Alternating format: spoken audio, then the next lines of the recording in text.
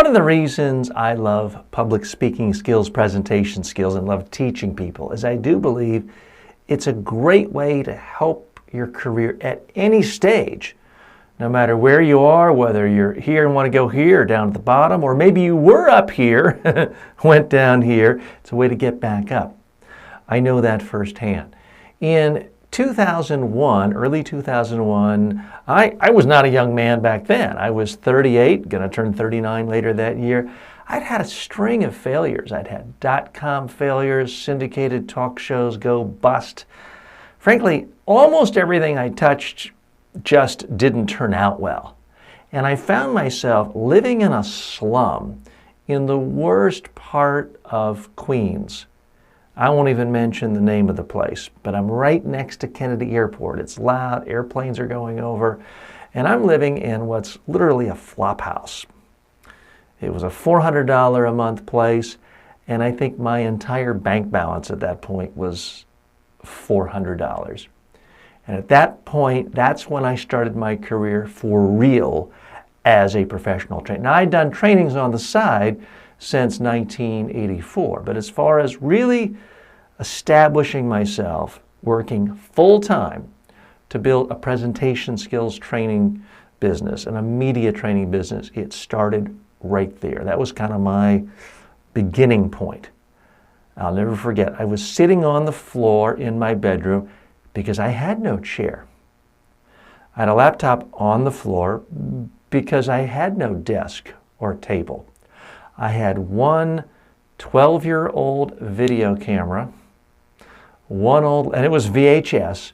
I had one old laptop, and that was it. Now, the good news is when you're really poor, you don't have any distractions. I didn't have time to go out and date or socialize them. I had no money for bus fare or subway fare to go even meet my friends. So it gave me the time to really, really focus. So what did I do? I wrote newsletters. I sent emails to prospects all day long. I called when I could afford a phone call, and it forced me to develop a marketing mindset. It was also a recession then, by the way. So it was, in a sense, the worst possible time to start a new business, but it was also, in retrospect, the best time to start a business. Because if you start with nothing and you're scrambling around and doing everything you can to market, it builds in you a marketing mindset. And that's what happened to me then. So it was a very, very humble beginning, but it did teach me, if you focus on presenting, constantly presenting yourself, helping other people, you don't have to have big fancy offices. You don't have to have all sorts of equipment, marketing, budget. You just need to focus your energies and speak every prospect you can. Call as many people as possible. Email as many people as possible.